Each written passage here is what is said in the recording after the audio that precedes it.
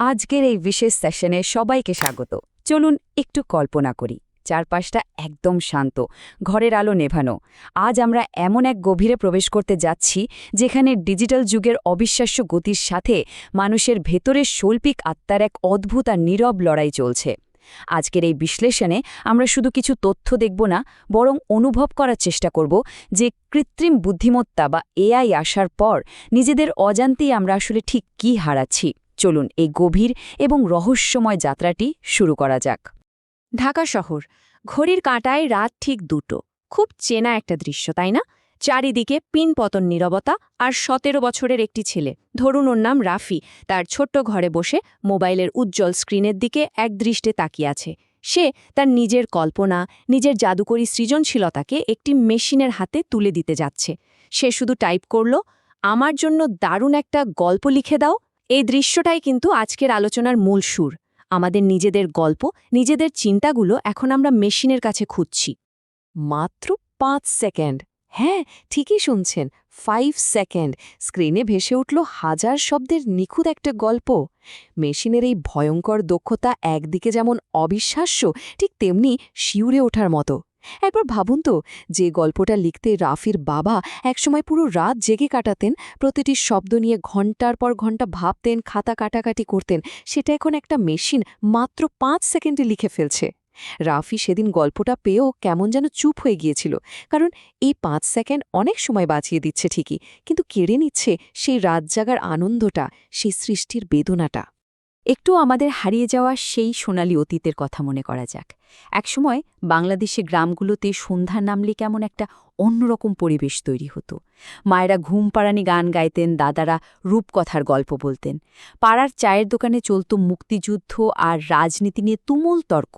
মানুষ গল্প তৈরি করত মানুষের জন্য, মানুষের সাথে। কিন্তু এখনকার চিত্রটি একদম নীরব। আমরা সবাই স্ক্রিনের দিকে তাকিয়ে আছি। আমাদের হাজারটা ডিজিটাল বন্ধু হয়তো আছে, কিন্তু মন খুলে কথা বলার, নিজের অনুভূতিগুলো শেয়ার করার জায়গা যেন ক্রমশ হারিয়ে যাচ্ছে। আর ঠিক এই জায়গা থেকেই জন্ম নিচ্ছে একদম নতুন একটা পরিচয়ের, প্রম্পট রাইটার।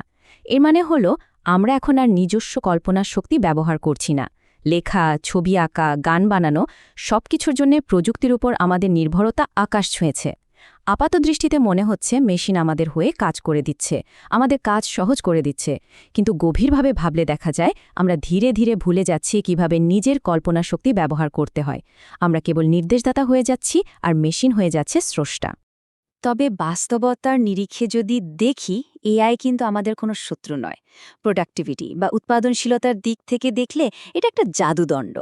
এখন একসময় যে কাজ করতে 10 জন মানুষের ঘাম ঝরত, একজন মানুষ এআই দিয়ে তা একাই করে ফেলছে।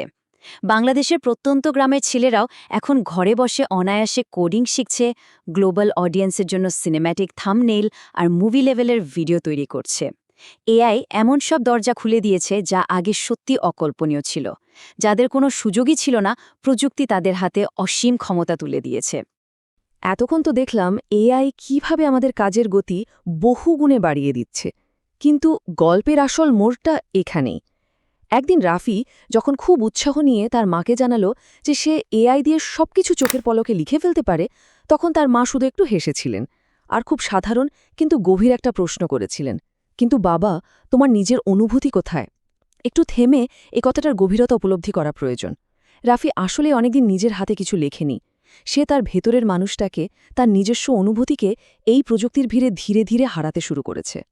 এই পুরো ব্যাপারটা আমাদের বাঙালি সংস্কৃতির সাথেও কিন্তু গভীরভাবে জড়িয়ে আছে। আমাদের সংস্কৃতির সবচেয়ে বড় শক্তি হল এই অনুভূতি। কাজী নজরুল ইসলাম যখন কবিতা লিখতেন, সেই শব্দের প্রতিটি লাইনে ছিল বিদ্রোহের আগুন। রবীন্দ্রনাথ ঠাকুর যখন গান লিখতেন, সেখানে মিশে থাকত গভীর এক আত্মা। কিন্তু একবার কল্পনা করা যাক, যদি ভবিষ্যতের সব গান, সব কবিতা, সব গল্প কেবল এআই লেখে, তাহলে সেখানে কি সেই আগুন বা আত্মা থাকবে? আমরা কি এমন এক ভবিষ্যতের দিকে এগোচ্ছি যেখানে শিল্পের কোনো প্রাণ নেই, কেবলই কিছু নিখুঁত কিন্তু ফাঁপা শব্দগুচ্ছ? তাই আজকের এই আলোচনার মাঝে একটা ছোট্ট কাজ করা যেতে পারে। কিছুক্ষণের জন্য স্ক্রিন থেকে একটু দূরে সরে যাই আমরা। নিজেদের সেই সব ব্যক্তিগত কষ্ট, আনন্দ আর যন্ত্রণার কথা স্মরণ করি যা একজন মানুষকে সত্যিকারের মানুষ হিসেবে গড়ে তোলে। এরপর কোনো ডিজিটাল টুল ছাড়াই একদম নিজের হাতের ছোঁয়ায় কিছু লেখার চেষ্টা করা যেতে পারে, কারণ খাঁটি শিল্প সবসময় মানুষের নিজস্ব যন্ত্রণা এবং আবেগ থেকেই জন্ম নেয়। মেশিন তো আর কখনো সেই যন্ত্রণার স্বাদ পায়নি, তাই না? তাহলে কি আমরা প্রযুক্তি ব্যবহার করা ছেড়ে দেব? একদমই না।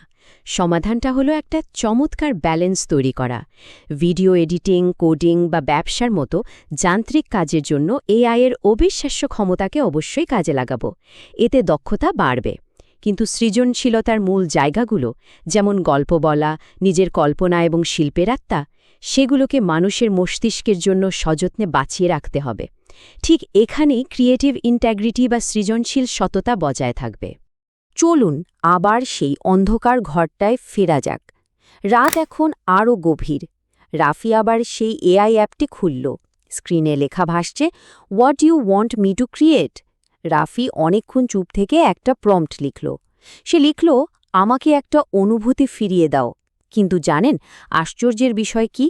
এবার স্ক্রিনের ওপাশ থেকে কোনো হাজার শব্দের উত্তর আসেনি। সেখানে ছিল কেবল এক ভয়ঙ্কর নীরবতা। কারণ একটি মেশিন সবকিছু নিখুঁতভাবে মানাতে পারলেও সে কখনো অনুভূতি তৈরি করতে বা নিজে অনুভব করতে পারে না। আর এই ভয়ঙ্কর নীরবতার কারণটা লুকিয়ে আছে মানবতার 5টি অপরিবর্তনীয় উপাদানের মাঝে। এই উপাদানগুলো পৃথিবীর কোনো অ্যালগরিদম কখনো কপি বা রিপ্লেস করতে পারবে না। এগুলো হলো ভালোবাসা, ভয়, স্বপ্ন, কষ্ট এবং আত্মা। এর মধ্যে বিশেষ করে কষ্ট বা যন্ত্রণার যে অনুভূতি, সেটি একজন শিল্পীকে তার সবচেয়ে সেরা কাজটি করতে বাধ্য করে। এই ব্যক্তিগত অনুভূতির জায়গাগুলোই শিল্পকে অর্থবহ করে তোলে। মেশিনের অ্যালগরিদমে এই উপাদানগুলোর কোনো অস্তিত্ব নেই। আজকের এই আলোচনার শেষ পর্যায়ে এসে একটা ছোট্ট চ্যালেঞ্জ নেওয়া যাক। জীবনের সবচেয়ে মানবিক এবং সৃজনশীল মুহূর্তটি কী ছিল? কখনো কি অনুভব হয়েছে যে নিজের ভেতর থেকে সত্যি নতুন কিছু সৃষ্টি করা হয়েছে? এই প্রশ্নটা আসলে ভেতরের ঘুমিয়ে থাকা কণ্ঠস্বরকে আবার জাগিয়ে তোলার জন্য। কারণ আমাদের বুঝতে হবে ঠিক কোন জিনিসটাকে বাঁচিয়ে রাখার জন্য এই প্রযুক্তির যুগে আমাদের লড়াই চালিয়ে যেতে হবে। শেষ করার আগে একটা কথা খুব মনে পড়ছে, প্রযুক্তি পৃথিবীকে বদলে দেয়, কিন্তু অনুভূতি আমাদের মানুষ বানায়। একদিন হয়তো ইতিহাস লেখা হবে যে মানুষ এমন এক মেশিন বানিয়েছিল যা সবকিছু করতে পারত। কিন্তু তখন সবচেয়ে বড় প্রশ্ন হয়ে দাঁড়াবে, মানুষ কি তখন এআইকে নিয়ন্ত্রণ করেছিল, নাকি এআই মানুষকে নিয়ন্ত্রণ করেছিল? মানুষ কি তার মানবিকতাটুকু বাঁচাতে পেরেছিল? এই প্রশ্নটি আজ ভবিষ্যতের জন্য রয়ে গেল। আশা করছি আজকের এই আলোচনা সবাইকে নতুন করে ভাবতে কিছুটা হলেও সাহায্য করবে।